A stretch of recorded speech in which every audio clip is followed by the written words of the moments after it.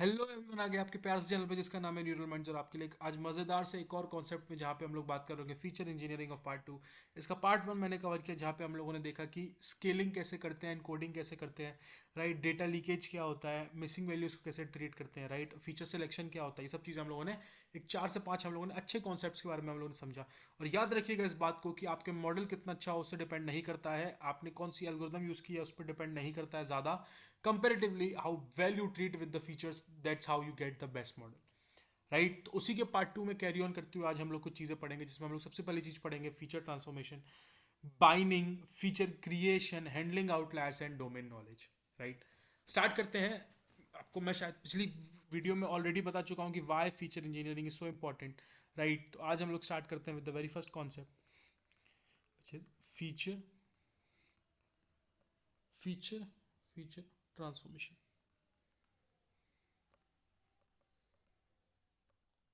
ठीक है, पहले तो मैं इसका मतलब बताता हूँ कि ये कब लगाना होता है हम लोग को। ठीक है, क्या होता है कैसे होता है वो मैं बताऊंगा, बट बताता हूँ कब होता है। लेट्स से मैं एक इनकम करके मेरे पास एक डेटा सेट है। ठीक, एक इंसान की, ठीक है, किसी एक पर्सन ए की, बी की, सी की, डी की, ई की, इस तरीके से किसी इंसान की लेट से 30 के मंथली सैलरी है, किसी की 50 के मंथली सैलरी है, किसी की 1 लाख मंथली सैलरी है, राइट। किसी की सडन राइज आ गया 25 लाख हो गई, और किसी की 5 करोड़ हो गई। ठीक है, सीधा गैप, गैप देखिए कि 30 से 50 तक चलता, 50 से 1 लाख तक चलता, 1 से 25 लाख हुआ, गैप और बढ़ गया, और 25 से 50 करोड़ हुआ और गैप और बढ़ गया, राइट। अगर इस केस में मैं ग्राफ प्लॉट करने की कोशिश करूं तो 30,000 पे शायद यहाँ है, 35 पे शायद यहाँ है, 1 लाख पे यहाँ आ जाएगा, 25 लाख पे फिर यहाँ आ जाएगा, और एक 5 करोड़ पे कुछ ऐसे मान लेते हैं। तो एक बहुत ही ज़्यादा राइट स्क्यूड डेटा बन रहा है। कैसा डेटा बन रहा है? राइट स्क्यूड डेटा बनता है which leads to our model into confusion. Our model understand better when the data points are always nearer. जितना गैप कम होता है, gap should be lesser, right. तो अब मेरा टास्क बनता है कि मेरे को आप खुद ही बताओ कि मैं आपको 5 लोगों का डेटा दूं और एक को मैं बोलूं 5 करोड़। अब मैं आपसे अगला को प्रिडिक्ट करने बोलूंगा तो आप नहीं प्रिडिक्ट कर पाएंगे। वेरेज अगर डेटा पॉइंट्स ऐसे हो 30, 50, 40 हज़ार, फिर 35 हज़ार, फिर 50 हज़ार, इस तरीके से अगर डेटा पॉइंट्स हो तो आप शायद प्रिडिक्ट कर पाओ कि किसी ना किसी का शायद 40 हज़ार होगा, 50 हज़ार होगा। Of course there will be some sort of error which will be happening, पर एरर कम होगा, राइट। इस केस में आप क्या आंसर दोगे? किसी को कोई दे ही नहीं पाओगे। किसी का 5 लाख, किसी का 10 लाख, किसी का 15 लाख, किसी का 2 करोड़, क्या पता आपको क्या चल रहा है कि नहीं। तो डेटा पॉइंट्स जो होने चाहिए वो आपस में बड़े, आपस में थोड़े से नियरर होने चाहिए। There should not be a high range of jump किसी डेटा पॉइंट से किसी डेटा पॉइंट के बीच में, राइट। बट ऐसी चीजें एग्जिस्ट करती हैं, आपके डेटा पॉइंट्स में ऐसे इश्यूज आ सकते हैं। That's where we got something called as feature transformation, जहाँ पे हमारे पास 3 तरीके होते हैं। एक होता है हमारे पास, एक हमारे पास होता है लॉग ट्रांसफॉर्मेशन, एक हमारे पास होता है लॉग ट्रांसफॉर्मेशन, दूसरा हमारे पास होता है, ठीक है, दूसरा हमारे पास होता है, ठीक है, square root transformation, square root transformation.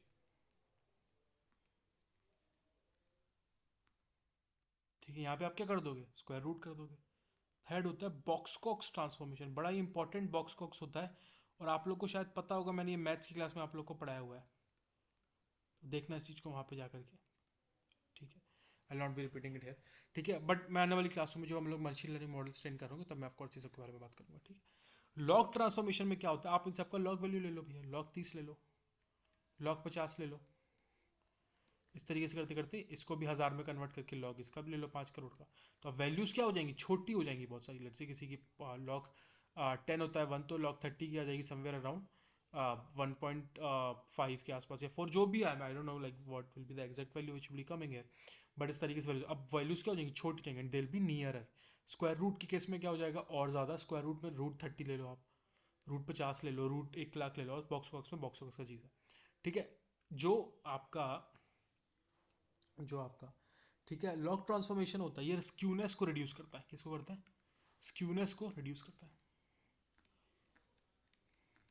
Reduce स्क्यूनेसेस, ठीक है। वेयर एज ठीक है, जो आपका स्क्वायर रूट ट्रांसफॉर्मेशन होता है वो स्टेबलाइज कर देता है आपके बैलेंस वेरिएंस को, कि वेरिएंस भी बढ़ेगा। वेरिएंस क्या होता है? X minus mu by sigma का होल स्क्वायर, ठीक है, यही होता है कि एक्स माइनस सिग्मा का बस में सिग्मा का होल स्क्वायर। याद है कि नहीं याद है? ठीक है, तो इसका क्या हो जाएगा, इसका भी वैल्यू बहुत इंक्रीजिंग बढ़ेगा, तो ये स्टेबलाइज क्या कर देगा? वेरिएंस स्टेबलाइज कर देगा। कैसे करता है वो आप समझाऊंगा मैं आपको एक एक चीज़, उसमें कोई बड़ी बात नहीं है, बट अभी सब चीज़ें समझने के लिए समझो, ठीक है। वेयर एज बॉक्स ट्रांसफॉर्मेशन क्या करता है? बॉक्स ट्रांसफॉर्म क्या करेगा? नॉर्मली डिस्ट्रीब्यूट कर देगा। आपको याद होगा मैंने नॉर्मल डिस्ट्रीब्यूशन में इसके बारे में बात किया था, बॉक्स ट्रांसफॉर्मेशन के बारे में, राइट। हम लोग ने जब ट्रांसफॉर्मेशन टेक्निक समझी थी कई सारी, तो मैंने एक बॉक्स ट्रांसफॉर्मेशन की भी बात की थी।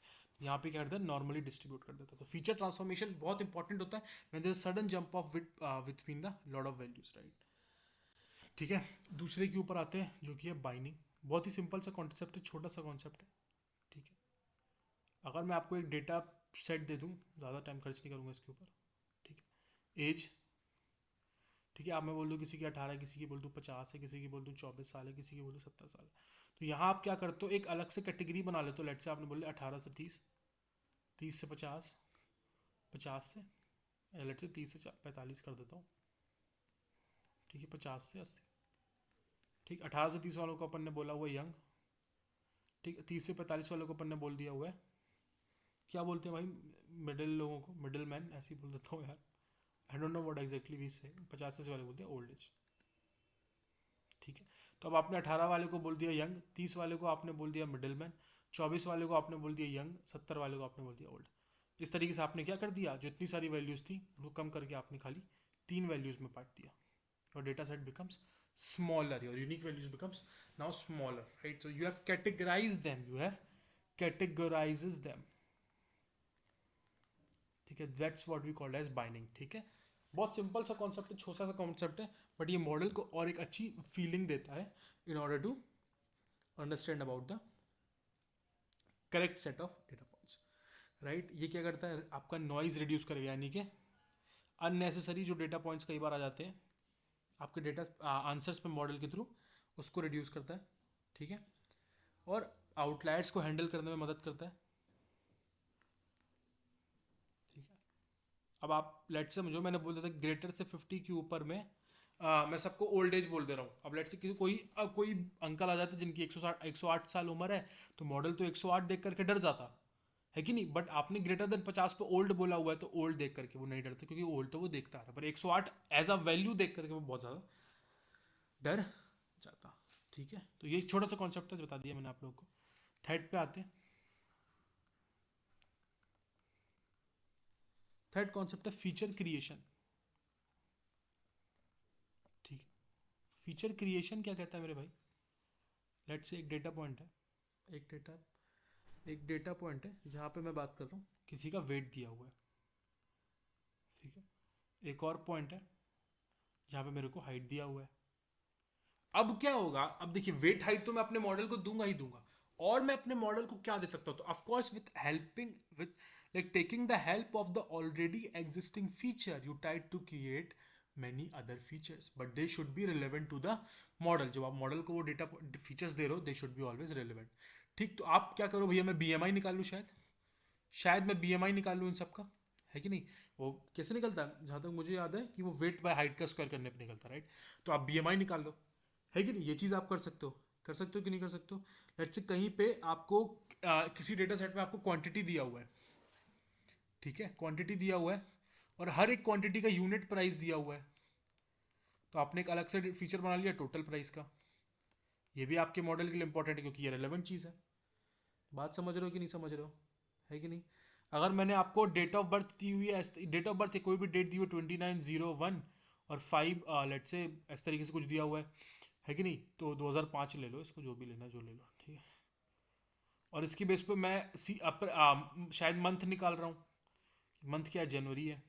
और जनवरी मंथ में शायद मैं क्या बोलते हैं, क्रॉप प्रोडक्शन की बात कर रहा हूँ, तो लेट से जनवरी में, क्योंकि of course it's a seasonal based thing, crop production is seasonal based thing, तो मैं मंथ वाइज उसको कैटेगराइज कर सकता हूँ, कि नहीं कर सकता हूँ?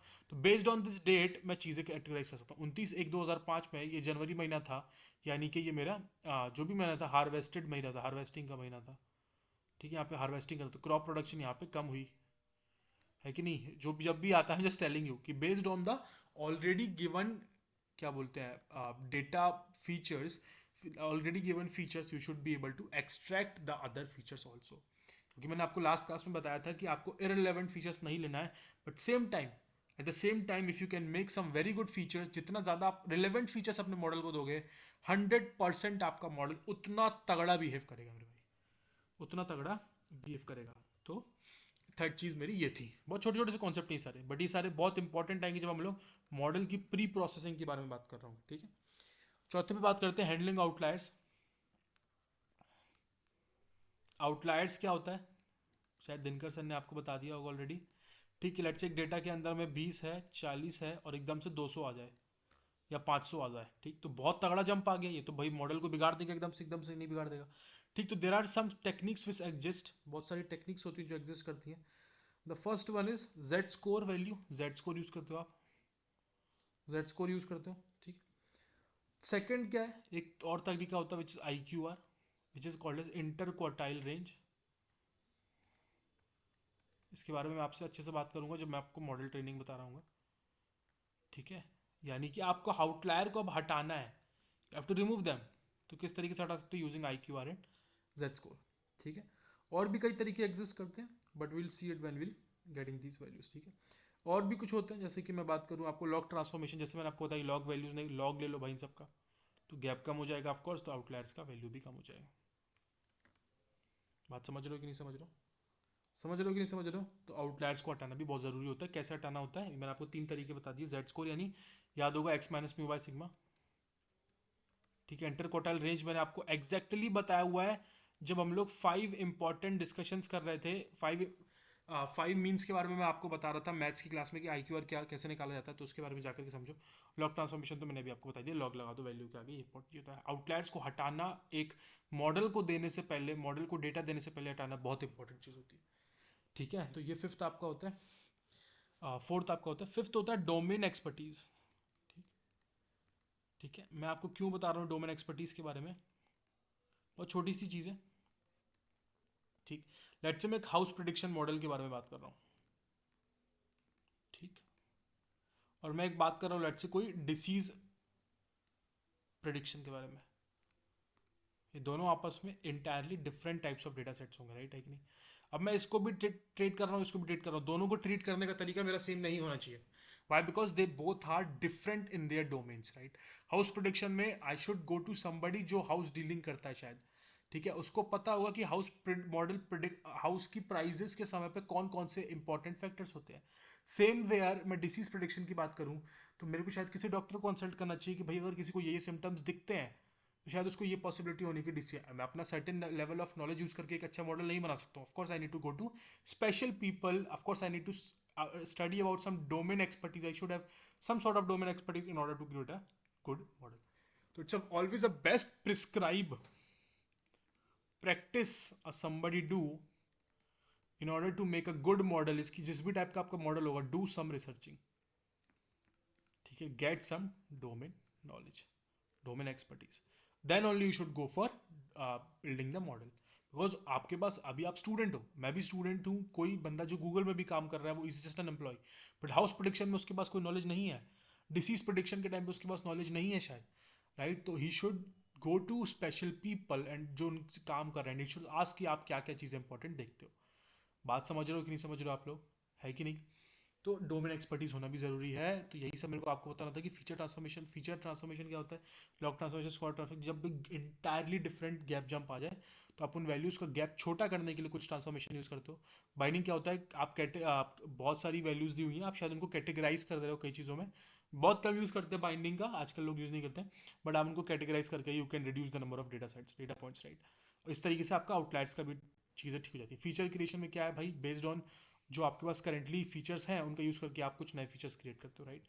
हैंडलिंग आउटलायर्स बहुत इंपॉर्टेंट है, कोई सडन नंबर ऑफ कोई तगड़ा ही डेटा पॉइंट आ जाए तो उसको हटाना बहुत इंपॉर्टेंट हो जाता है, जहाँ पे आप Z score, I Q are और लॉग ट्रांसफॉर्मेशन का यूज़ करके हटा सकते हो। और डोमेन एक्सपर्टीज होना बहुत जरूरी है, जिस टाइप का आप डेटा बना रहे हो उसके बारे में जाओ, थोड़ा सा रिसर्च करो, तब जाकर के एक अच्छा मॉडल मिलेगा और तब आपको समझ में आएगा कि यार ये नए नए फीचर्स मैं ऐड कर सकता हूँ, whereas the feature creation role will play an good role in to that, right. तो ये इंपॉर्टेंट थिंग था जो मेरे को आपको इसको आज की क्लास में बताना था. Feature engineering, where is this done at the theory level, it's done right. कैसे करना है, कैसे करना है. ऑफकोर्स मशीन लर्निंग मॉडल्स बनाते समय आपको मज़ा ही आ जाना है भाई.